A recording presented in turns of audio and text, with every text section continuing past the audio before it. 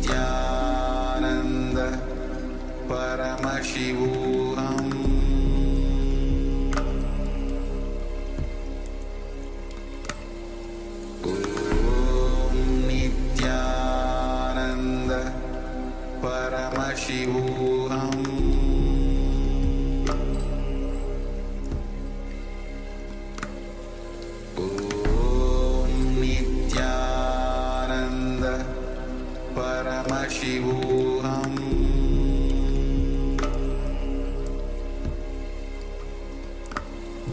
Om Nithyananda Paramashivoham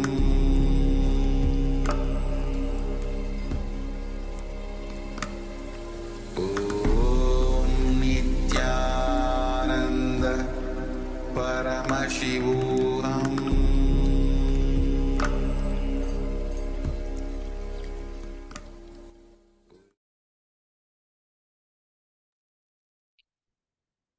Yes.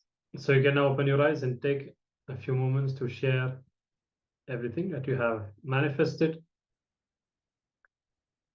Any words, any visuals, any understandings, whatever Paramashiva has revealed.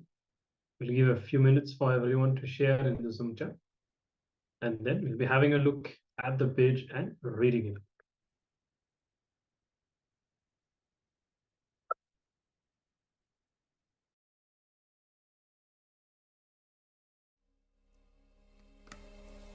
Om Nithyananda Paramashivoham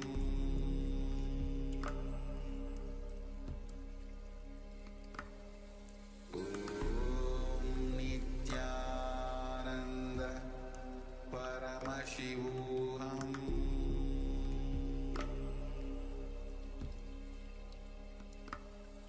Om Nithyananda Paramashivoham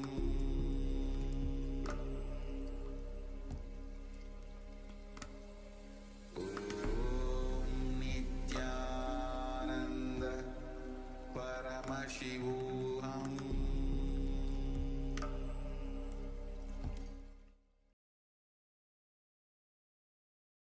Okay, so let us now have a look at what was actually projected on screen. What was the content of the page number 202?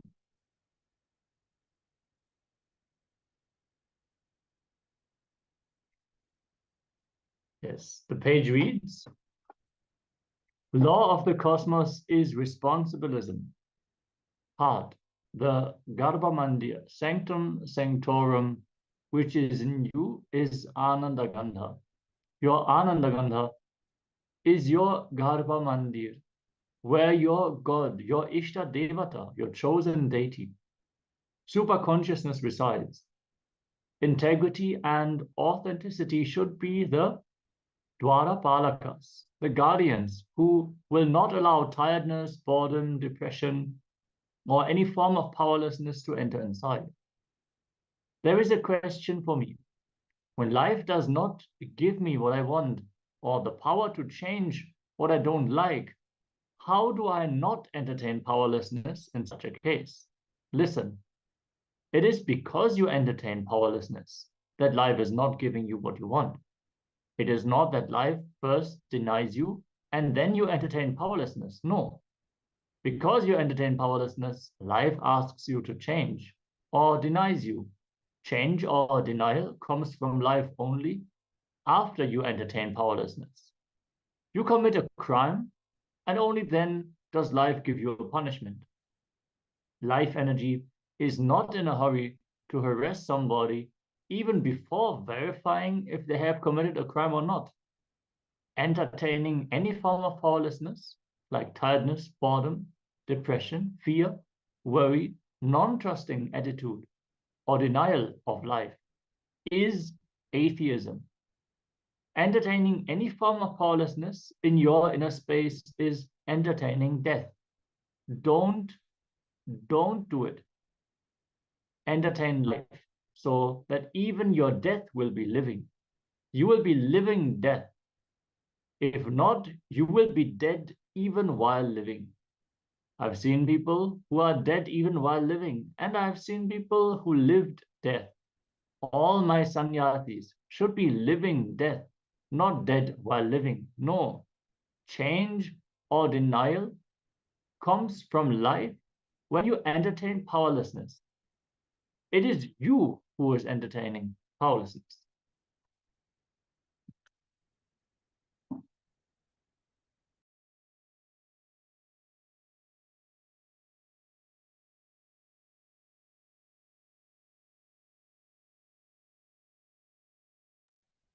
Yes. So after this verification, now pay attention to what all was going on in your inner space. See, many times this happened to me also. Like maybe you'll be expecting the understanding to be given in some way, and if you don't see it visually or like as a clear verbalization inside, you may feel that you're not manifesting. But many times when you verify, when you see what was there on the page or what was projected, then you realize that actually you had these kinds of thoughts inside. And it's not that you really didn't see anything. So we just need to become more sensitive, becoming more able to more deeply involved into the details. And the more we do that, we will really be able to access the deeper levels of the power manifestation. So with this, we'll be continuing, we'll be moving forward, and we have a session on which is detox.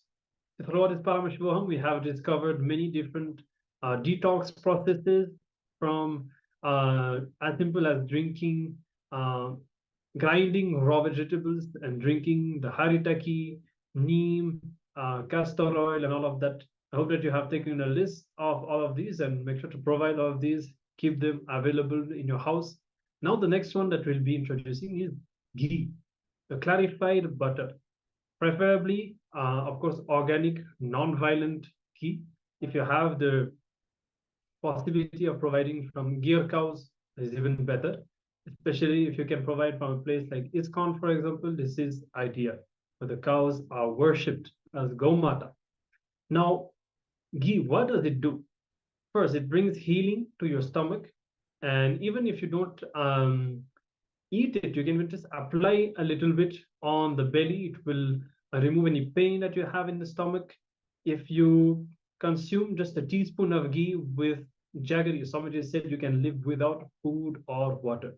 Literally an aushadha that will prepare your body to be beyond the need for food and water. As I said, ghee cools down the stomach. So if you have any excessive heat, you can use ghee to reduce the heat in the stomach.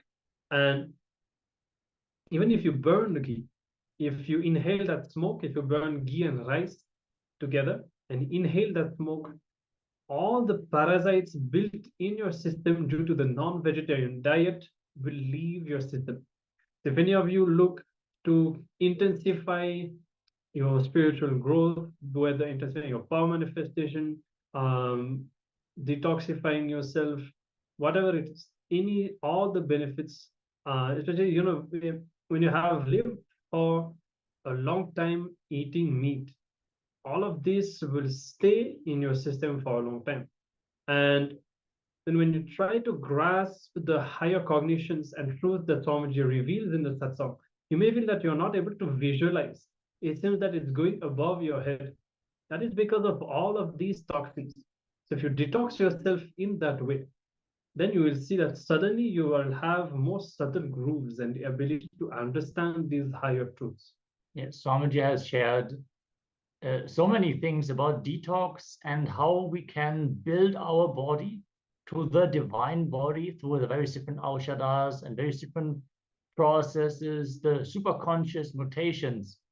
And furthermore, Swamiji also shared about the different kinds of places where foods can be grown and how these also affect the body, program the DNA in a specific way.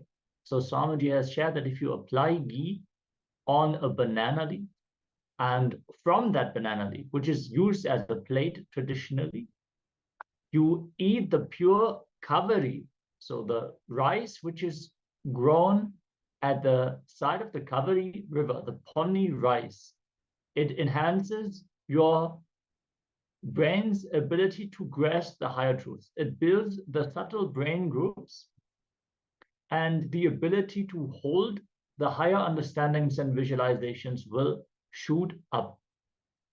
Then Swamiji also shared that the role of the ghee in all the sacred rituals, the homas, how it is burned with all the other organic components.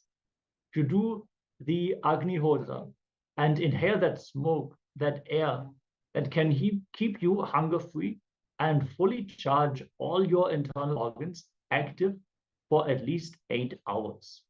So these homas, they will last for hours and hours together, and the acharyas will sit and even chant the mantras. They will be fully engaged in that homa, but with that organic ghee, the body will be fueled. It will not be depleted. So Swamiji recommends to have 1 teaspoon of hot melted ghee every day for a disease-free lifestyle. So if that all is not enough, then what can?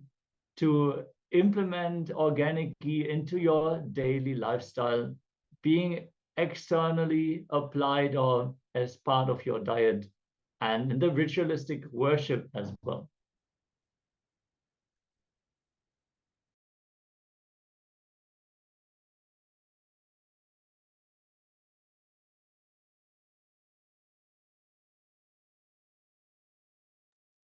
Yes.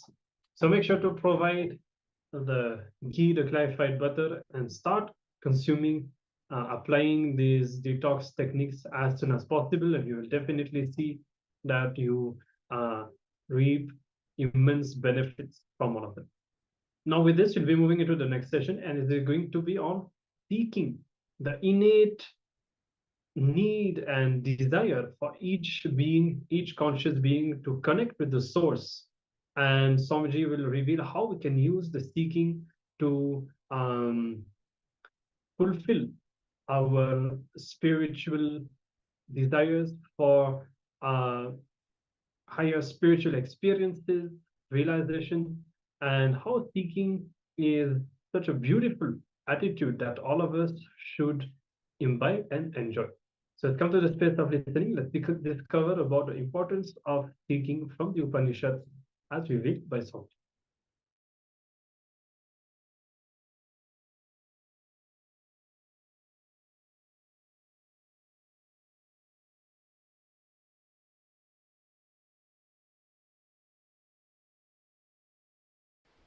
Today I'll explain the sacred truth of the source of seeking. Please understand. Your very biomemory vibrates. Your very biomemory actively functions only with some of the basic questions about life.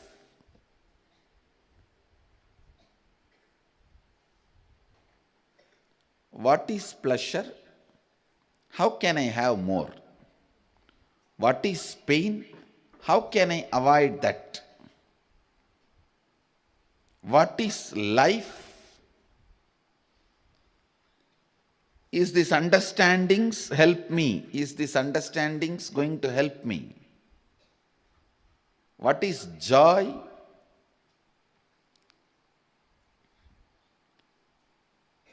All these basic truths, basic understandings,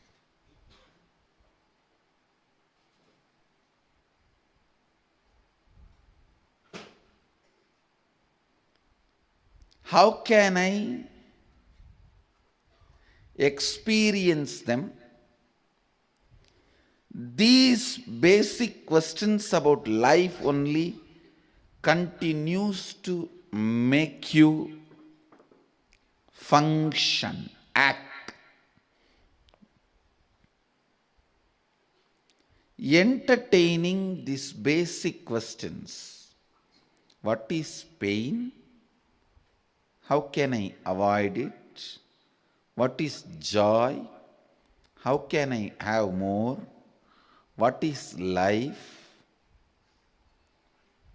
Please understand, how many times you may hear answer for these questions from your father, mother, uncle, society, teacher, finally from Guru. How many ever times you may listen answer for these questions,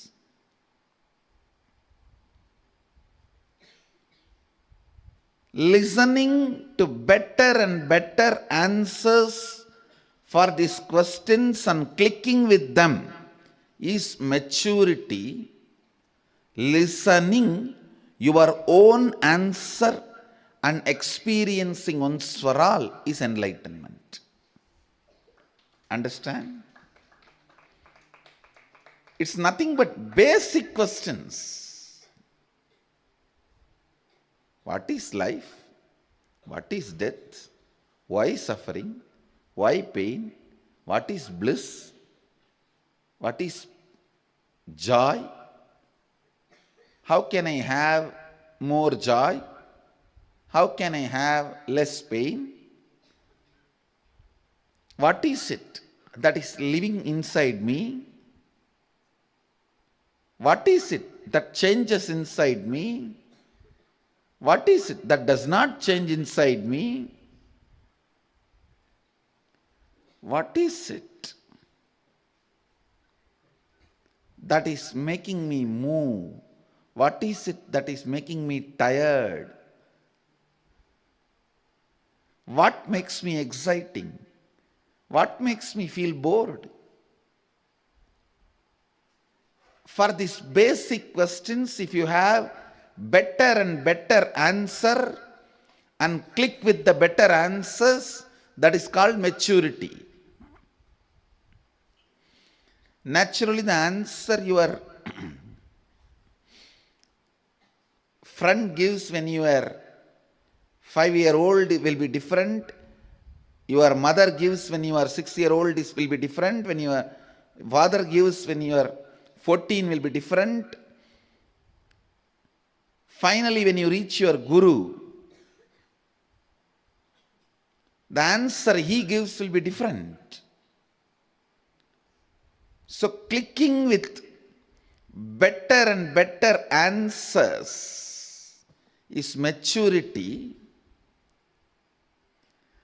Ultimately, clicking with your own answer, experience, and the question disappearing once for all is enlightenment. That is enlightenment. Seeking is nothing but coming back to the basics. That's all. Seeking is nothing but coming back to the basics. Seeking is nothing but taking up a life without vacation. That's all I'm telling you. See, vacation is nothing but the questions which you don't want to face, pushing you not to live the life you are living. Please understand. The questions which you pushed under the carpet are jumping from below the carpet, and sometimes it even bites the wrong place. Now, from carpet, if it jumps, which part it will catch? That is what is the nagging you feel for the need of vacation.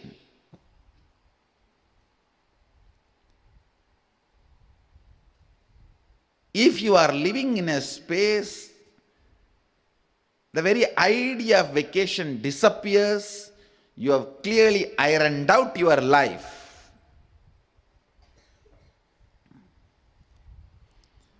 You don't need to stand anywhere waiting for something. Vacation, what is vacation? It is just waiting that you will get out of the life you are living and go somewhere, and you expect you will get something. I was reading a one-liner. In college, if you stand outside the gate, suspend. The colleges, when you get suspended, you stand outside the gate. In college, if you stand outside the gate, suspend. After marriage, if you stand outside the gate, husband. That's all. No, day after tomorrow, Arunachaleshwara himself will be standing outside the gate. If you go to Tiruvannamalai, you will see the festival. Day after tomorrow, there is a festival where Mahadeva is locked out by Devi because he went and gave liberation to Bringi Rishi, who was worshipping only Mahadeva, who was not ready to accept Devi. And Finally, Mahadeva thought, after all, my disciple, how can I forsake him? And he went and gave liberation to him and came back, and Devi locked the place and she did not allow him inside. Even Mahadeva got locked out. Finally, Sundara has to go. Sundara was very close pet of Devi. So he has to go and do some patch up work and do some mediation. Finally, Devi said, all right, open the door, and she allowed Mahadeva inside.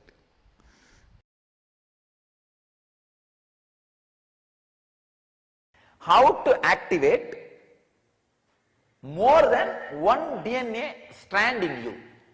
Because most of the human beings have only one DNA activation. When you become a seeker, ready to take the risk of renouncing the sensual pleasure for something which you don't understand, the second DNA gets awakened. Remember who you are really. Remember who you are really. So naturally, like a lump, you will feel one part is that identity which you are showing to the world. Then one part will say, no, this is not, because this changes. I myself can convince myself to change the identity which I am projecting to the world in half an hour and can change it into another one. Is it not? See, sometimes when you are not able to maintain that identity, or when that identity gives you suffering, in half an hour, one cycle of time, one circle of time, the 21 minutes, you sit and talk to yourself and change it. Is it not? Then how can you be that? Not. It's liquid. It's changing. How can that be the me? No. Then what is me? What is me? In few minutes, naturally, you will feel there is some point in which you are cornering you. What is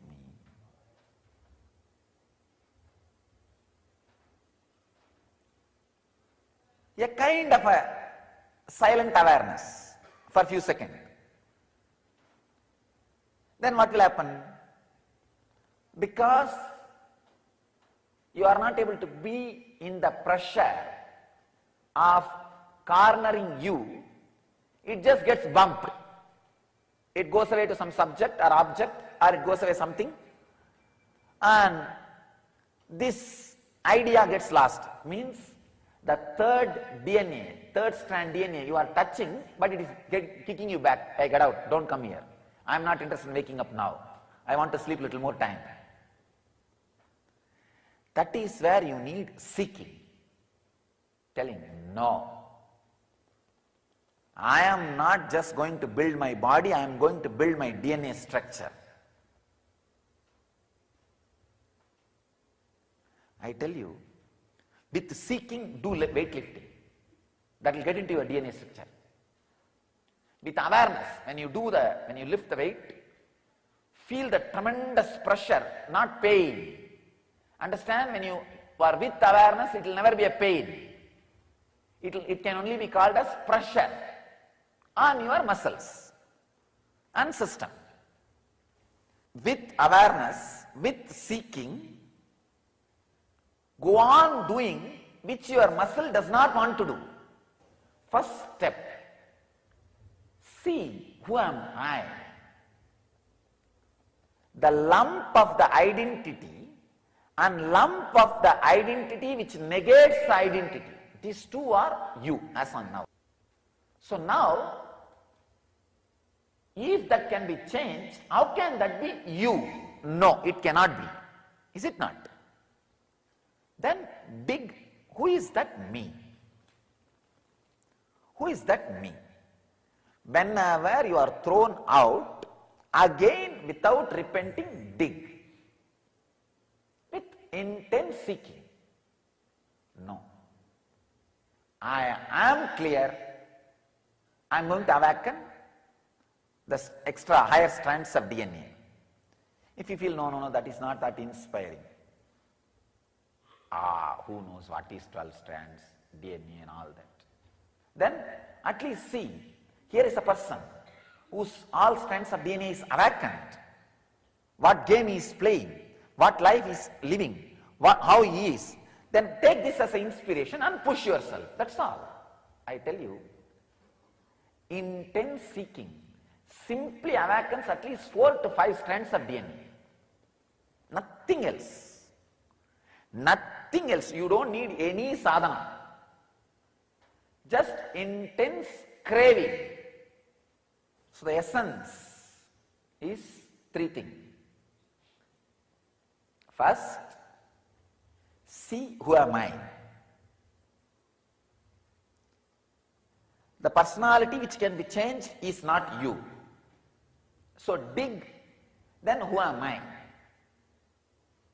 When you feel you are hitting the dead end or suffocation, increase the seeking, intensity, passion, and look again. When I say again, again and again and again and again, till you awaken the next strand of DNA.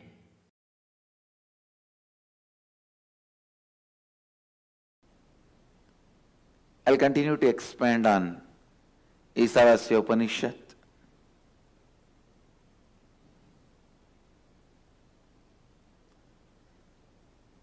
Please recite along with me. Hiranmayena Patrena Satyasyabihitam mukham Tattvam Pushannabhavrunu Satyadharmaya Drishtaye. I'll read out the translation. The truthful, effulgent, eternal being is the ultimate sustainer, nourisher and protector of all that exists. You are the embodiment of the imperishable truth and reality. Your divine face of truth is concealed by the blinding, dazzling, upturned part, which has golden orb of effulgence. This radiant golden part conceals your glorious face of truth from my view. O Pushan, O Sun, O complete one, do reveal yourself by removing that glaring veil, for I, on the path of truth, I am eager to have your divine vision.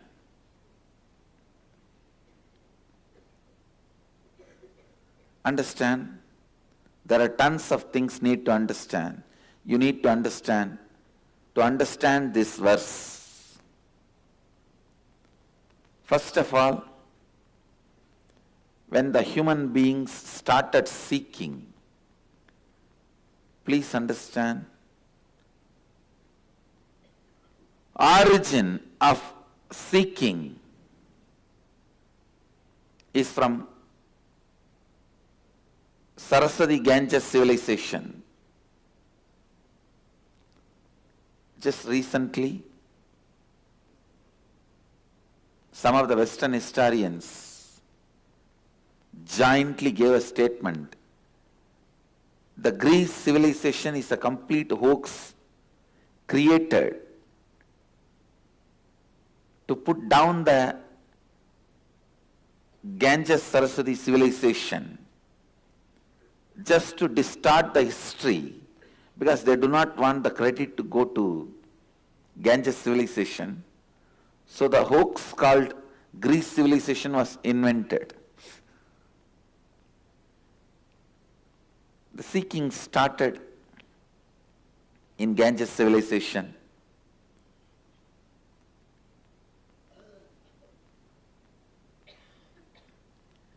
Understand when the seeking started, how human beings responded,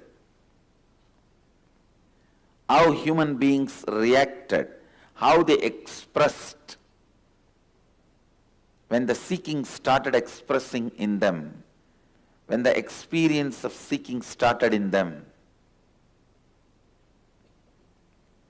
first thing you need to understand, we worshipped nature also, we worshipped through deities also, but we are not just nature worshippers. That's why I am using a new word, natural worshippers. We were naturally worshippers, but not just nature worshippers. Because the Upanishad is very clear.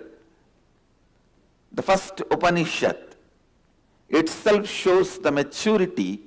The Rishi is not saying here, oh sun, please give me the blessing. He says, no. Oh, the energy behind the sun, which is covered by your shining form, which we can all see, please you reveal yourself. And he is very clear, your shining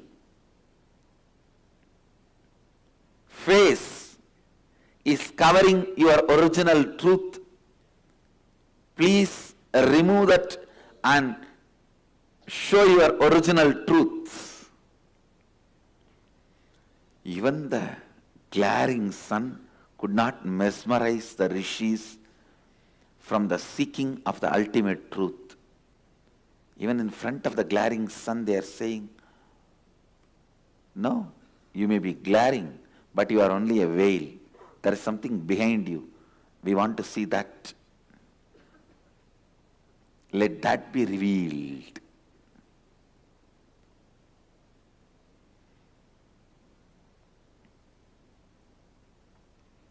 When you see a darkness and try to find out something beyond darkness, is not great.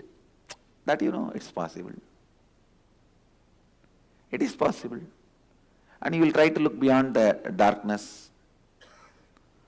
Always because you don't want to be stuck with it. But when you see a powerful light, asking, let me see the reality behind this light, because this is stopping, that is something too much. Means the rishis know what they are looking for.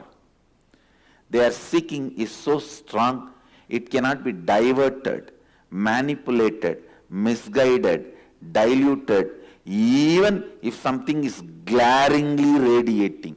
Hiranmayena patrena. Even if it is shining like a golden light.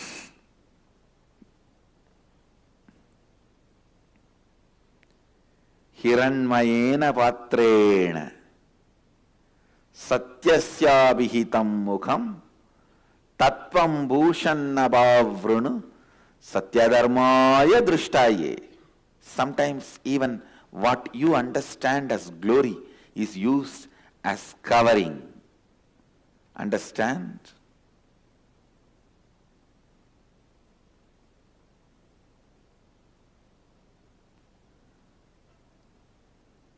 If 100 people have missed me, seeing some defects which they think is defect, I can say, million people have missed me, seeing something which is glory as per their understanding in me. Understand this statement. Not only the concept of defect as per the society is used by me to veil myself. Even the concept of glory is used by me to veil my reality, to veil myself from people.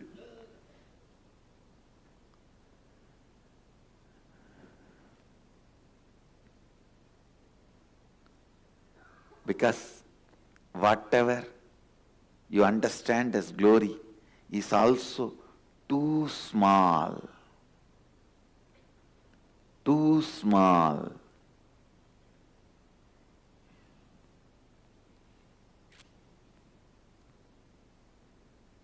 If you think healing is my glory and you are celebrating me just for it, I tell you, it is too small to be celebrated. I can just make you run around the same veil forever and ever and ever.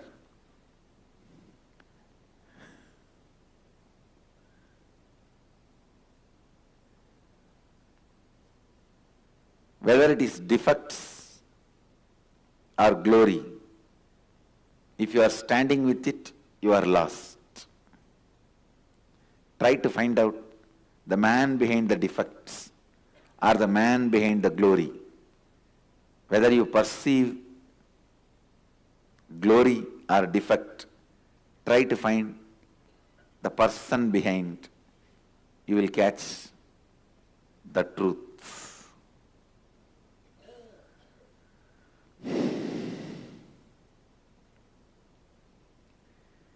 Hiranmayena patrena satyasya moham. The truthful, effulgent, eternal being is the ultimate sustainer, nourisher, and protector of all that exists. You are the embodiment of imperishable truth and reality. Understand?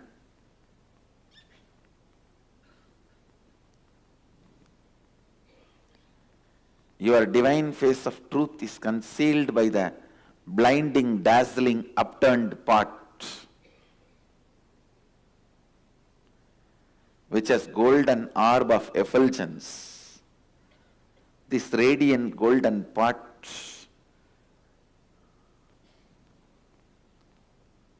actually Upanishadic Rishi is beautifully describing his seeking.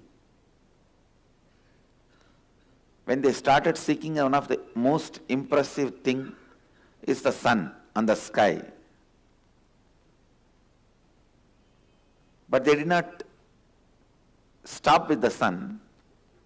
They started looking, what is it that is behind this sun, which is making this sun radiate? If they started with the sun or stopped with the sun, I can say Vedic tradition is nature worshippers. But that is not truth. That's not the truth.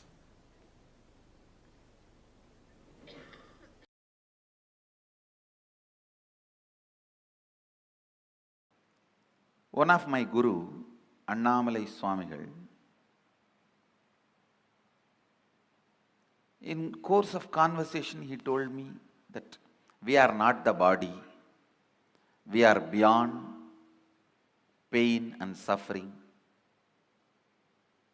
When I was sitting alone and contemplating about it, we are not the body, we are beyond pain and suffering. What does he mean by it? I actually experimented. I took a knife and cut my thigh to see whether we have pain or not.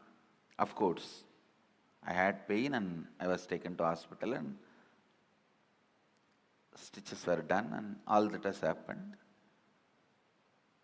But I could not think what my guru uttered is lie. I was continuously contemplating. I had a yoga guru. He was also a Paramahamsa.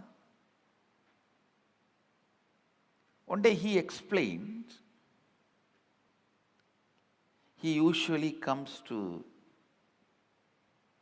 the house where I was born and brought up. He will come home early morning, 4 o'clock, and drag me out of the bed and take me to the temple and teach yoga. I was a kid. Sometimes the moment I am out of bed, he will make me drink coffee so that I will not go back to bed.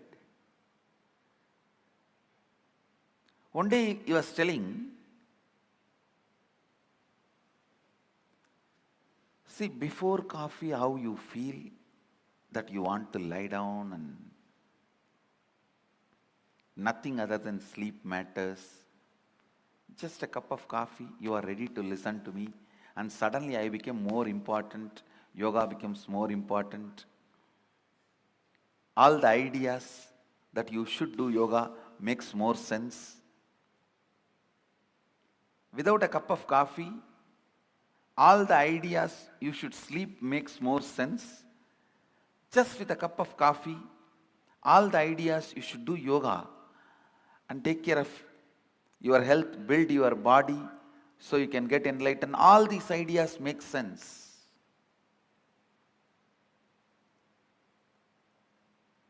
He made a very important statement which I want to translate in English for all of you.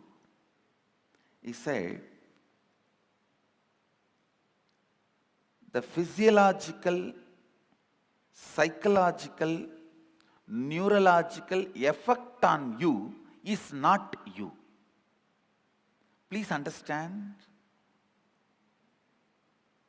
One guru made a statement, you are not the body. The other guru made a statement, the physiological, psychological, neurological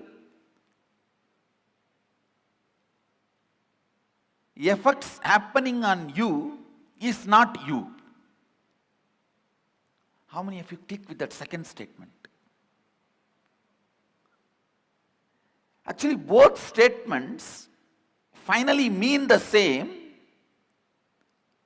but the second statement suddenly made so much sense to me. Yes. Please understand. Because I could see my seeking is not just equivalent to a cup of coffee, but a cup of coffee can make such big impact. It can just drive away the sleep, make the whole yoga happen in me with enthusiasm, excitement. So when I was analyzing, cup of coffee cannot be equivalent to my seeking.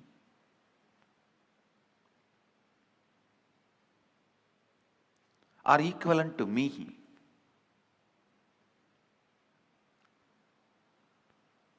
Understand? The idea he conveyed to me, my yoga guru, is whether you have the feeling sleeping is more important, that is my first priority, I don't care about anything else, or you feel no, after a cup of coffee, the thought current, no, I have to be doing, this has to be done for my enlightenment, for my growth. Whether you have this thought current before cup of coffee or thought current after cup of coffee, both thought currents does not matter. Both thought currents are not you. Both thought currents are empowered by you, not you. That is what the master, the first guru means, Annamalai Swamigal means, you are not the body, you are not the mind. When Annamalai Swamigal told me, you are not the body, you are not the mind, you are beyond pain and suffering,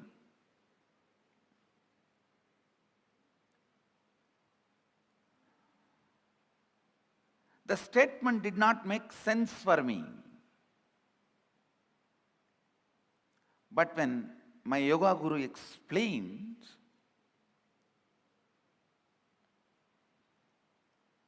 physiological, psychological happenings are not you, it really made sense. Actually, when I had the click,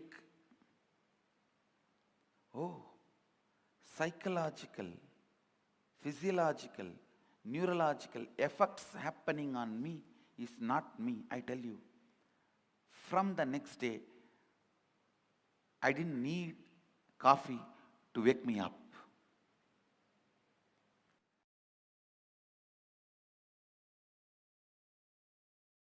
Seeking means what? Feeling uncomfortable just being inside your skin. Feeling suffocated just with this small boundary. Feeling, oh God, how long I will be here? Just sitting. Feeling bored, tired of just playing with these five senses. How many times you can have joy by rubbing that object to the pleasure points. See, you have 5 pleasure points. When the objects rub the points, the pleasure points, like tip of the eyes, where the scenes are felt, experienced. The tip of the nose, where the smell is experienced. The edge of the ears, where the music is experienced. The edge of the reproduction organ, where the touch is experienced. The tip of the tongue, where the taste is experienced. These are the 5 tips, 5 points. You experience pleasure. When you are tired of using these 5 points, when you feel enough, when you feel suffocated, just with these 5 points, when you want to expand, the feeling to expand is what I call seeking. When you are tired of these 5 points, the seeking starts. Please do not miss seeking. Even if you have not found your master in me, perfectly all right. But do not drop seeking. Continue the seeking. Decide. Whoever you doubt, just go and sit with them. Just few days, try. Suddenly something will click. I tell you, 5-6 masters if you try, that is enough. That will be maximum, that will be more than sufficient. You are not so dull that you can't have connection just with 5-6. You are not so dull. Even if you think you are so dull, you are not so dull. You are not so ignorant as you think. Even in ignorance, you are not so perfect. Relax. Because we think, no, this all may work for others, but I know this can't happen to me. No. Even you can feel connected. At one point, all you need to do is just make it like a project. 1 year, I'll seek. But when the click, when the sattori happens, which is beyond your logic, then decide, now drop everything. Now, once that click happens, once that feeling connected happens, now I'm going to work with him. Over. Now drop everything else and decide strongly to work with him. Go all out. We call in Sanskrit 2 words, Viveka, Vairagya. Viveka means analyzing, going around and seeking Nitya Vastu Viveka, which is right or wrong. Seeking, trying to work. Will this guy, will I be able to feel connected with this guy? Will I be able to feel connected with this master? Just go around. This is called Viveka, analyzing. Vairagya, once you feel connected, drop everything else. Drop everything else and decide strongly to work. Ramakrishna says beautifully,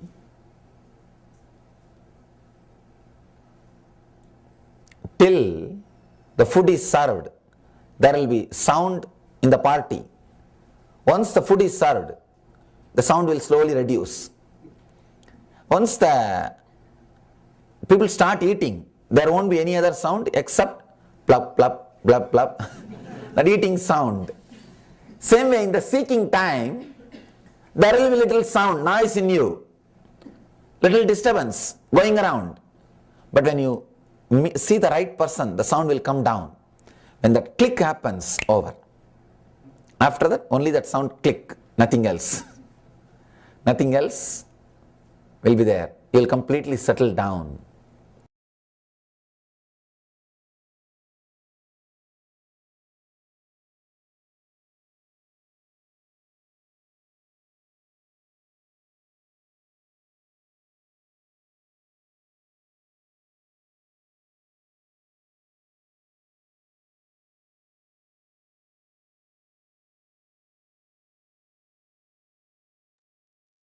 Yes. So more than answers, Upanishads really provide us with the questions that we need to ask ourselves. And see, any answer that we give ourselves superficial, even if you have heard, for example, Swamiji was sharing how his gurus taught him that, I know one guru taught that he is not the body, he is not the mind, or he is the psychological, physiological, neurological ups and downs are not him. So even all of these, it needs to be experienced. And right now, if someone asks you, who are you? You cannot say, of course, or let's say that if you ask yourself, trying to answer this question, who am I? You can always say, I am consciousness. Somebody has said, I am Paramashiva. But this should become an experience. It should be a cognition, something that you really feel in the depth of your inner space. And so the key with these thought currents of the Upanishads is to chew them, is that to reflect on them, to grow them, nurture them inside you so that they lead you to experiential answers. So this is what we'll be doing now. We'll be taking a few minutes to imbibe some of these major questions. And first, let's remind ourselves of a few of the powerful cognitions. Seeking is nothing but coming back to the basics and taking up a life without vacation. Actually, Swamiji says that vacation is nothing but the questions you don't want to face, pushing you to live the life you are not living. Because all of us have so many unanswered questions inside, these fundamental questions. All of us have. But we don't spend any time or energy. We never look in that direction. We just continue to brush all of that aside, focusing on our work and what all we have to do. Eventually, we feel that we'll be taking some time, maybe later after finishing everything that we have to do to turn towards the spirituality. But Swamiji clearly says we need to answer these questions now. This is the priority. We cannot live by brushing that aside eternally.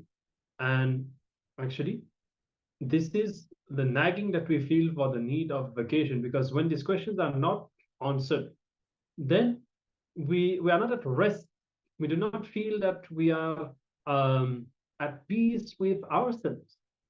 See, we don't have to live an unconscious life until we experience burnout and are forced to enter into the contemplation, into the seeking. Actually, when you establish yourself in seeking and centering your lifestyle choices based on your life's purpose, even if you take one decision which is not aligned with your ultimate goal, you will feel that it is not the right choice to take. But over time, we get dull. We build our life on the expectations of others, the expectations of society, and some false desires and dreams that have been implanted into us by the society, the ecosystem where we have grown up. And it needs a certain kind of intensity to look in and really question yourself. Where am I heading? Who am I? By whom am I? From where am I? What am I? See, as Maharaj has shared, as Swamiji has been telling us, all these powerful cognitions that we receive from the external, they can be an inspiration, but they will not be the answer to our seeking. The seeking itself is what is going to lead us to the ultimate experience. So let us take some time and enter into the deep contemplation. Yes, so we'll be projecting the assignment, the questions that you need to ask yourself. And remember, it's not about searching for just an answer. So, but allowing that question to work on an inner space to lead you to the realization. So let's enter into the contemplation.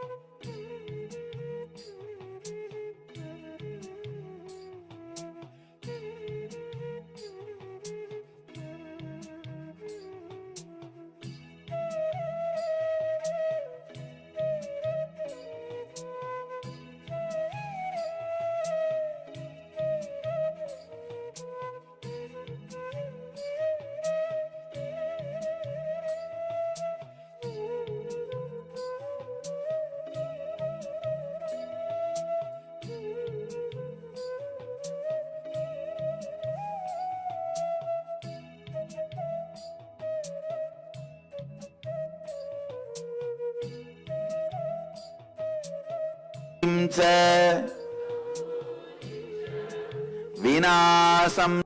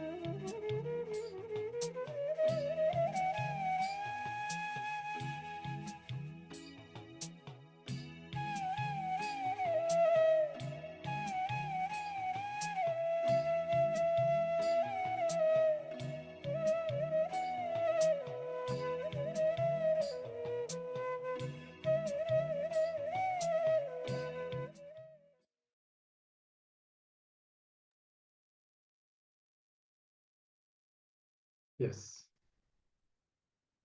So contemplate more and more on these fundamental questions, growing the seeking inside you to realize the source of your existence.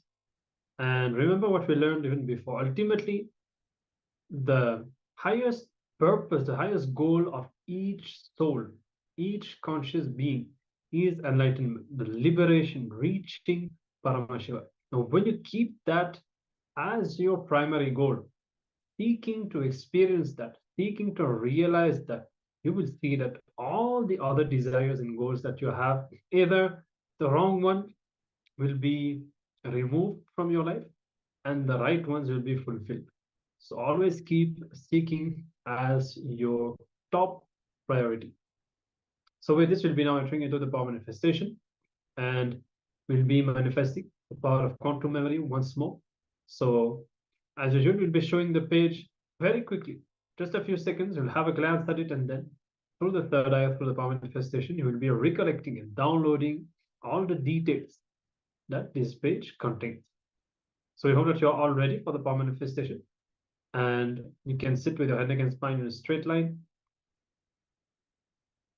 Take a few moments to unclutch from everything else, any distraction, any thought, whatever is going on inside you, unclutch from that.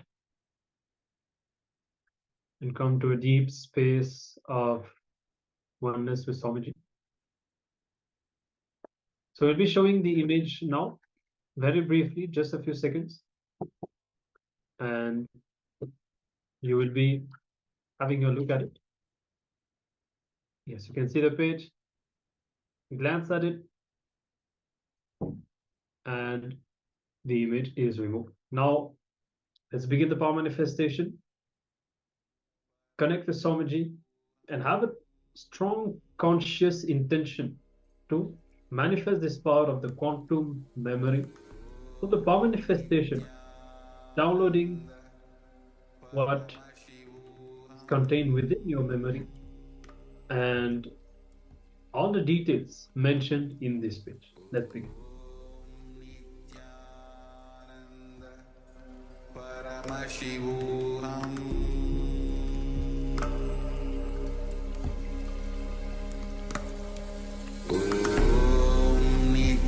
Nithyananda Paramashivoham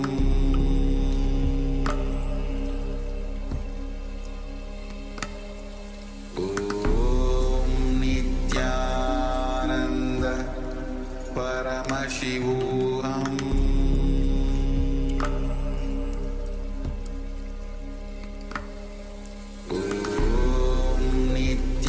Nithyananda Paramashivoham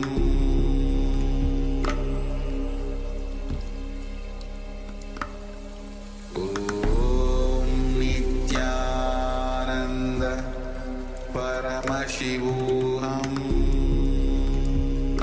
Nithyananda Paramashivoham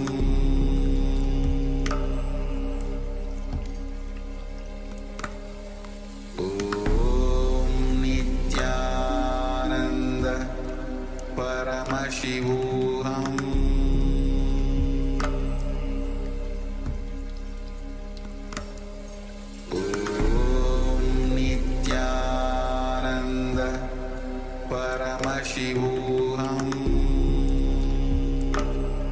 Nithyananda Paramashivoham Nithyananda Paramashivoham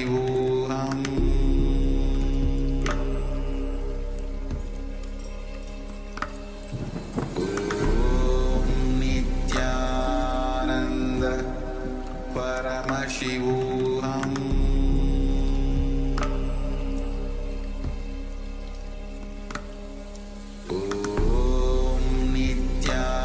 Nithyananda Paramashivoham